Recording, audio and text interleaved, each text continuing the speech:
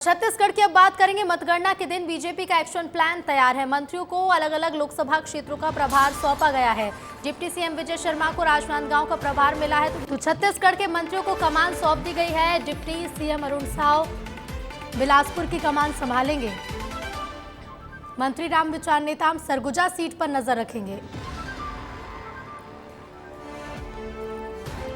तो मंत्री केदार कश्यप संभालेंगे बस्तर सीट की कमान। मंत्री टंकराम वर्मा को दुर्ग लोकसभा का प्रभार मिला है। रायगढ़ में मतगणना पर मंत्री ओपी चौधरी नजर रखेंगे, तो वहीं रायपुर लोकसभा क्षेत्र में सांसद सुनील सोनी नजर रखेंगे।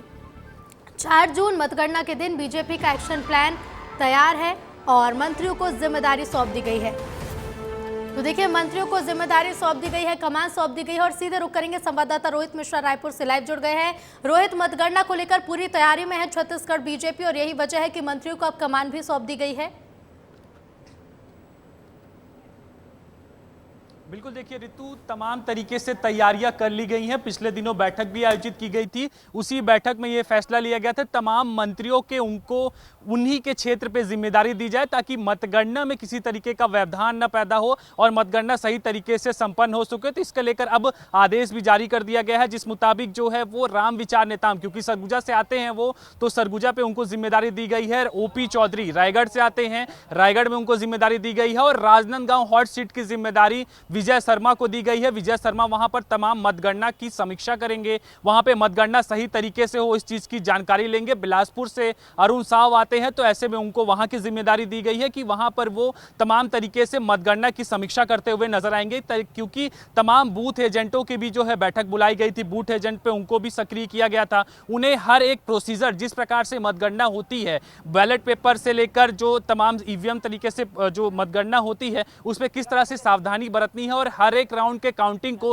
किस हिसाब से नोट करना है, वो तमाम संबंधित जानकारियां भी जो है पिछले दिनों दी गई थी। तो ऐसे में कह सकते हैं बड़ी तैयारी जो है भारतीय जनता पार्टी की दिखाई दे रही है। और एग्जिट पोल जिस प्रकार से कल आया है, उसके बाद में अब भारतीय जनता पार्टी एक बार फिर से बड़ी बैठक करने वाली है, जिसपे लास्ट मोमेंट पे जो है वो तमाम तरीके से तैयारियां बनाई जाएंगी, अंतिम समीक्षा की जाएगी। बिल्कुल, समीक्षा लगातार की गई रोहित, क्योंकि हमने देखा कि चुनावी प्रचार के दौरान भी मंत्रियों को अलग अलग प्रभार सौंपे गए, अलग अलग कमान सौंपी गई, कई तरह की जिम्मेदारियां दी गई। मतगणना को लेकर भी पूरी तरह से सक्रिय नजर आ रही है बीजेपी छत्तीसगढ़ में। 2 दिन से भी कम का समय बचा हुआ है, ऐसे में इस 2 दिनों तक किस तरह के कार्यक्रम प्रदेश भर में देखने को मिलेंगे रोहित? बिल्कुल, देखिए अभी 2 दिनों तक मंत्री जो हैं वो तमाम मंत्री अपने जो है वो आईआईएम में प्रशिक्षण शिविर हो रहा था, उसमें व्यस्त चल रहे थे। वहां पे गुड गवर्नेंस को लेकर ट्रेनिंग दे रहे थे। लेकिन आज से जो है वो मतगणना संबंधी तैयारियां जो है वो तेज की जाएंगी। खासतौर पे जो मतगणना के स्थल है, जैसे रायपुर में सेजबहार इंजीनियरिंग कॉलेज है, वहां पर जो है वो तैयारी की जाएंगी। इसके अलावा जो वहां पर सेजबहार इंजीनियरिंग कॉलेज के बाहर टेंट लगाने की भी जो है वो तैयारी चल रही है, कि वहां पर टेंट लगा के तमाम लोग जो है वो बैठेंगे और अंतिम दौर पे किसी तरीके से ईवीएम से छेड़छाड़ ना हो, ईवीएम से किसी तरह की दिक्कत ना हो। तो ऐसे में तमाम तरीके से वहां पर सुरक्षा व्यवस्था का भी जायजा लिया जा रहा है। तो तैयारी व्यापक स्तर पे चल रही है और जो 2 दिनों बाद मतगणना होगा, इसके बाद हमें नई सरकार भी मिल जाएगी। बिल्कुल बिल्कुल रोहित, शुक्रिया आपका हमसे जुड़ने के लिए और तमाम जानकारी के लिए। तो देखिए, छत्तीसगढ़ में मंत्रियों को जिम्मेदारी सौंप दी गई है और मतगणना के लिए कांग्रेस की भी आज ट्रेनिंग होनी है। कांग्रेस बूथ एजेंट्स को ट्रेनिंग देगी। बूथ एजेंट फॉर्म 17C लेकर पहुंचेंगे। जिला कांग्रेस भवन में ट्रेनिंग होगी। रायपुर लोकसभा प्रत्याशी विकास उपाध्याय भी शामिल होंगे। तो बता दें कांग्रेस की तैयारियां किस तरह से है। मतगणना के लिए कांग्रेस ट्रेनिंग देने जा रही है। आज छत्तीसगढ़ कांग्रेस बूथ एजेंट्स को ट्रेनिंग देगी। बूथ एजेंट फॉर्म 17C लेकर पहुंचेंगे। जिला कांग्रेस भवन में इनकी ट्रेनिंग होगी। और आईआईएम रायपुर में आयोजित 2 दिवसीय चिंतन शिविर में अंतिम दिन सत्र में आईसीसीआर के अध्यक्ष डॉक्टर विनय सहस्त्रबुद्धे ने जन कल्याण से सर्वोदय विषय पर अनुभव दिया। उसके बाद भोजन के बाद शिविर का समापन हुआ और विकसित भारत की संकल्पना को साकार करने में अपनी प्रादेशिक सहभागिता के साथ विकसित छत्तीसगढ़ का विजन पूरा करने के लिए देश भर के विषय विशेषज्ञों से विमर्श भी किया गया है।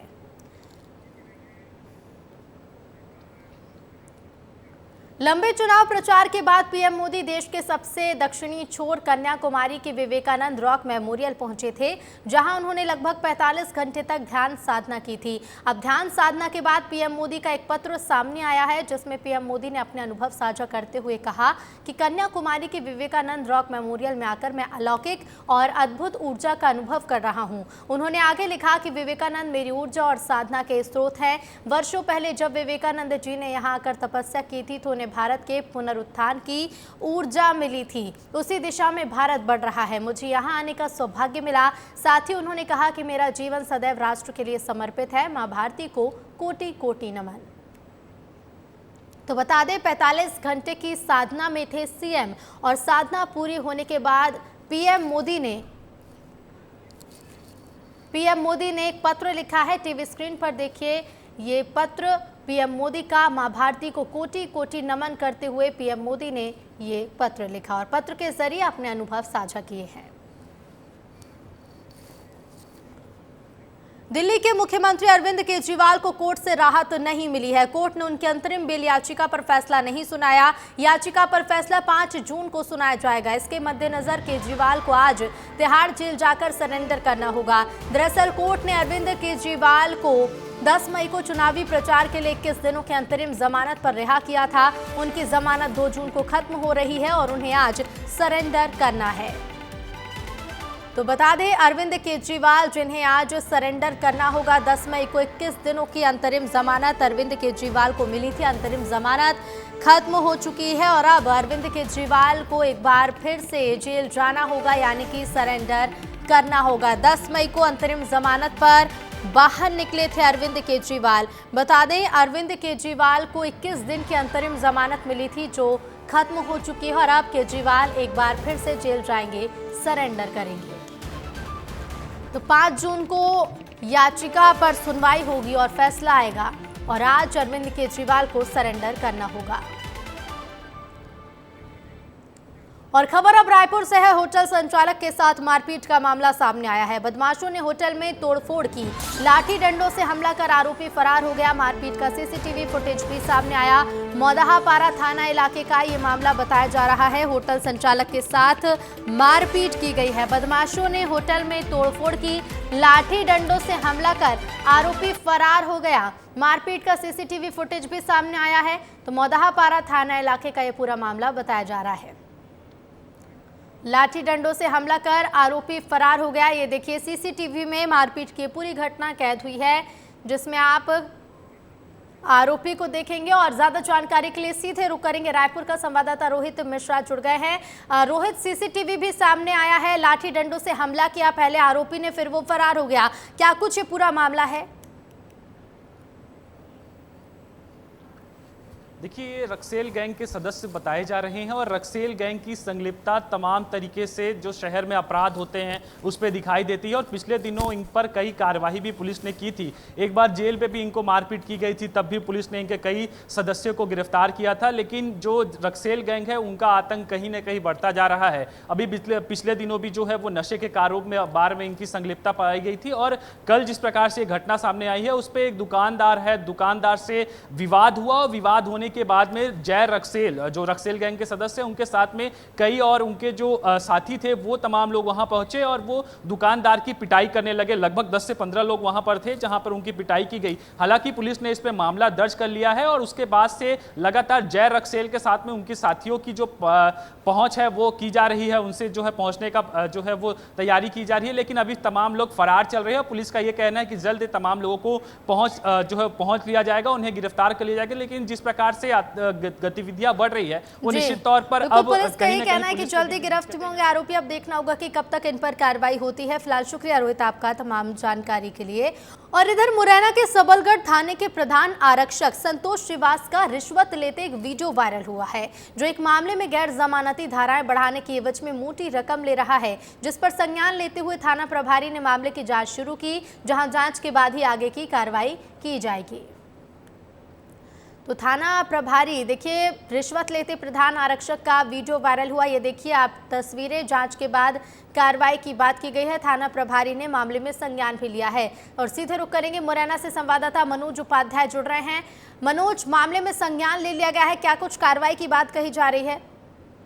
जी बिल्कुल, मैं बताना चाहूँगा कि यह वीडियो एक हरी सिंह कुशवाहा ने बनाया है, जहाँ एक डॉक्टर के यहाँ जो संतोष श्रीवास प्रधान आरक्षक हैं वो धारा बढ़ाने के नाम पर, जहाँ एक मारपीट का मामला था इसमें 323 294 की धारा लगी थी और धारा 26 बढ़ाने के लिए उन्होंने जो 30,000 रुपए की मांग की थी। जो एक डॉक्टर के यहाँ बैठकर जो प्रधान आरक्षक संतोष श्रीवास है वो रकम को गिनते हुए 500 नोट दिखाई दे रहे हैं। इसमें जब थाना प्रभारी से बात की गई तो दर्शन शुक्ला ने कहा है कि आरक्षक की पहचान हो गई है, वह संतोष श्रीवास ही है, लेकिन ये पैसे किस बात के ले रहे हैं और क्या पूरा मामला है इसकी हम जांच कर रहे हैं। अगर ऐसा पैसा लिया गया है बिल्कुल बिल्कुल, इसकी जांच की बात कही जा रही है। मनोज, फिलहाल शुक्रिया आपका तमाम जानकारी के लिए। बात करेंगे छत्तीसगढ़ की नक्सलियों को मुख्य धारा में जोड़ने की कवायद जारी है। छत्तीसगढ़ सरकार पुनर्वास के लिए नीति बना रही है। पहले पुनर्वास नीति के लिए नक्सलियों से सुझाव मांगा गया। अब गृह मंत्री बस्तर में बुद्धिजीवियों से चर्चा करेंगे। नक्सली मोर्चे पर चर्चा की जाएगी। बता दें, गृह मंत्री विजय शर्मा आज जाएंगे बस्तर और 3 जून को नक्सल मोर्चे पर आयोजित कार्यक्रम में शामिल होंगे। तो नक्सलियों को मुख्य धारा में जोड़ने की कवायद जारी है। छत्तीसगढ़ में सरकार पुनर्वास के लिए नीति बना रही है। पहले पुनर्वास नीति के लिए नक्सलियों से सुझाव मांगा गया था। अब गृह मंत्री बस्तर में बुद्धिजीवियों से चर्चा करेंगे। तो पहले बता दें आपको, नक्सलियों से सुझाव मांगे गए और मुख्य धारा में नक्सलियों को ज्यादा से ज्यादा जोड़ा जा सके, इसके लिए कवायद शुरू हो चुकी है। आज गृह मंत्री विजय शर्मा बस्तर जाएंगे। 3 जून को नक्सल मोर्चे पर आयोजित कार्यक्रम में शामिल होंगे। तो 3 जून को नक्सल मोर्चे पर एक कार्यक्रम आयोजित होने वाला है छत्तीसगढ़ में और इस कार्यक्रम में गृह मंत्री विजय शर्मा भी शिरकत करेंगे।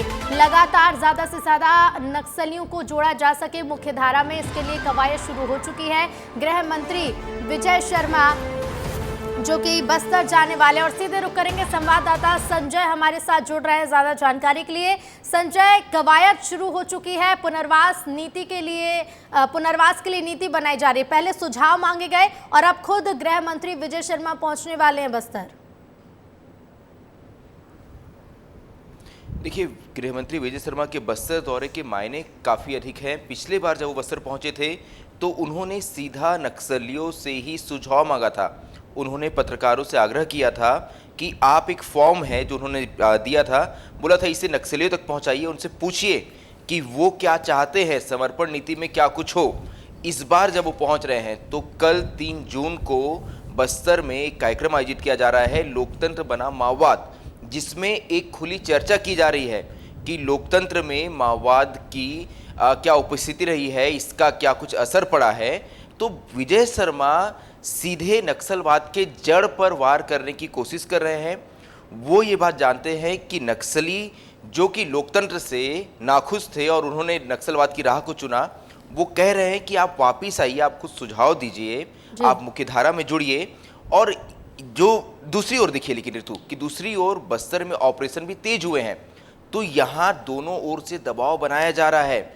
बस्तर में आधार इलाकों में लगातार नक्सलियों के एक नए कैंप खोले जा रहे हैं। बस्तर के जो ऐसे इलाके थे जहां फोर्स नहीं पहुंच पाती थी, वहां भी फोर्स जा रही है, बड़े ऑपरेशन को अंजाम दे रही है। 110 से अधिक नक्सली ने अलग अलग ऑपरेशन में मारे गए हैं। तो यहाँ पर 2 तरफ से दबाव बनाया जा रहा है। एक और सीधे गृह मंत्री पूछते नक्सलियों से कि आप समर्पण नीति में क्या कुछ चाहते हैं, दूसरी ओर वो सीधा संदेश देते हैं कि अगर आप समर्पण नहीं करेंगे तो इस तरह के ऑपरेशन चलते रहेंगे और लगातार हम नक्सलियों के इलाकों में घुसकर उनका सफाया करेंगे। तो यहाँ विजय शर्मा गृह मंत्री दोनों नीतियों पर काम करते नजर आ रहे हैं। जी बिल्कुल, दोनों नीतियों पर काम तो किया जा रहा है। इसके साथ ही देखिए, 3 जून को नक्सल मोर्चे पर एक कार्यक्रम भी आयोजित होने वाला है। संजय, किस तरह का ये पूरा कार्यक्रम होगा जिसमें गृह मंत्री कुछ शामिल होंगे? देखिए, ये सबसे बड़ी बात कि जो नक्सलवाद पिछले कई सालों से, मैं लगभग 15 सालों से नक्सलवाद को कवर कर रहा हूँ, और पिछले कुछ सालों से नक्सलवाद जो चर्चा का विषय था वो उसके केंद्र से गायब हो गया था। यहाँ दिल्ली में बैठ के इसकी चर्चा अब नहीं हो रही थी। तो यहाँ जो है फिर से गृह मंत्री की योजना है कि इसे चर्चा में लाया जाए, और यही वजह है कि यहाँ पर एक कार्यक्रम का आयोजन किया गया है, लोकतंत्र बनाम माओवाद। इसमें उन्होंने खुली चर्चा आयोजित की है। जो लोग जो नक्सलवाद को करीब से जानते हैं वो अपनी राय यहाँ देंगे, वो बताएंगे कि नक्सलवाद से किस तरह से लड़ा जाए, इससे किस तरह से इस पूरे मामले को जो लगभग 4 दशकों से जो बस्तर से जूझ रहा है उसे कैसे सुलझाया जाए। तो यहाँ एक परिचर्चा का आयोजन किया गया है और ये काफ़ी सालों बाद हम बस्तर में देख रहे हैं। इस तरह की परिचर्चा कई सालों से बस्तर में नहीं हुई थी, तो एक ये नई शुरुआत जो है यह होती हुई नजर आ रही है यहाँ पर। बिल्कुल नई शुरुआत हो चुकी है और अब देखना होगा संजय कि कहां तक इसमें सरकार को सफलता मिलती है। फिलहाल शुक्रिया संजय आपका जानकारी के लिए। तो कवायद शुरू हो चुकी है नक्सलियों को मुख्य धारा में लाने की और आज बस्तर पहुंचने वाले हैं डिप्टी सीएम और गृह मंत्री विजय शर्मा। आगे बढ़ेंगे। सागर एसपी ने TI Bharat Singh Thakur head constable को निलंबित कर दिया है। पैसे लेकर आरोपी बदलने का ये मामला है। बलवा केस में 2 आरोपियों के नाम बदले गए थे। एसपी को शिकायत मिलने के बाद जांच भी कराई गई थी। तो सागर एसपी ने TI Bharat Singh Thakur head constable को निलंबित कर दिया है। पैसे लेकर आरोपी बदलने का ये पूरा मामला है। बता दें बलवा केस में 2 आरोपियों के नाम बदल दिए गए थे। एसपी को शिकायत मिलने के बाद जांच कराई गई थी। सागर एसपी ने अब इस मामले में कार्रवाई की है। टीआई भरत सिंह ठाकुर और हेड कांस्टेबल को निलंबित कर दिया है। बता दें इन दोनों पर पैसे लेकर आरोपी बदलने के आरोप हैं। बलवा केस में 2 आरोपियों के नाम बदले गए थे। एसपी को शिकायत मिली और इसके बाद इस मामले की जांच कराई गई और फिर एसपी ने टीआई और हेड कांस्टेबल को निलंबित कर दिया है।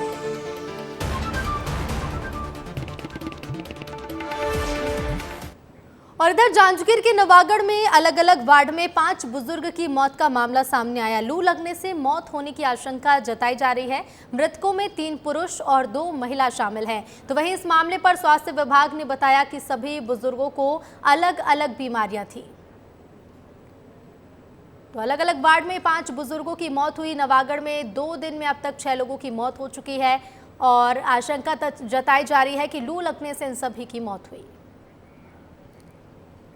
राजधानी भोपाल के देहात थानों में राजस्थानी ढाबा, रायसेन रोड सहित कई जगहों पर अवैध शराब का धंधा धड़ल्ले से चल रहा है। जहां प्रशासन के नाक के नीचे सरेआम रात के 2 बजे तक क्लब चल रहे हैं। और इसी बीच बंसल वन के रोमो लेन क्लब में आबकारी विभाग ने कार्रवाई की, जहां नशे की हालत में युवक और युवती नजर आए। तो क्लब संचालकों का तांडव थमने का नाम नहीं ले रहा है और आबकारी विभाग ने कार्रवाई को अंजाम दिया है। देहात थानों के ढाबे भी शराब के अड्डे बनते नजर आ रहे हैं।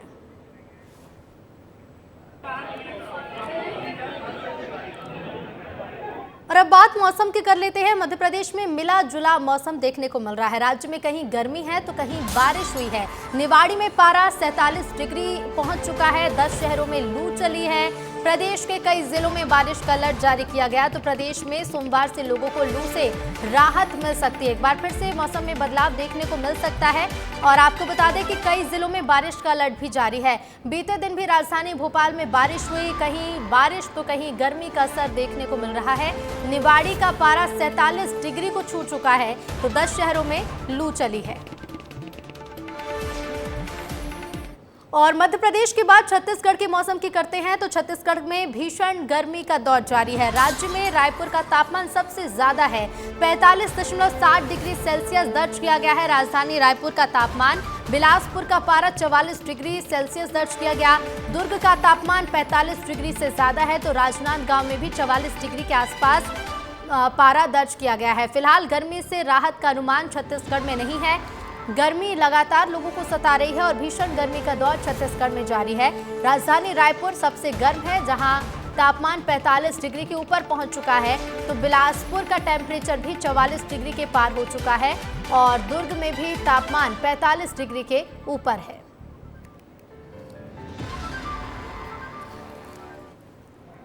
छत्तीसगढ़ में महतारी बंधन योजना की 4थी किश्त जारी हुई है। महिलाओं के खाते में रुपए पहुंच गए हैं। महिलाओं के खाते में 1-1 हज़ार रुपए की किश्त पहुंच गई है। 4थी किश्त महतारी बंधन योजना की जारी कर दी गई है। महिलाओं के खाते में 1-1 हज़ार रुपए पहुंच गए हैं। तो बता दें विधानसभा चुनाव के बाद छत्तीसगढ़ में महतारी बंधन योजना शुरू की गई, जिसकी 4थी किश्त जारी हो चुकी है। महिलाओं के खाते में रुपए पहुंच गए हैं। 1-1 हज़ार रुपए की राशि महिलाओं के खाते में पहुंच गई है और 4थी किश्त महतारी बंधन योजना की जारी कर दी गई है।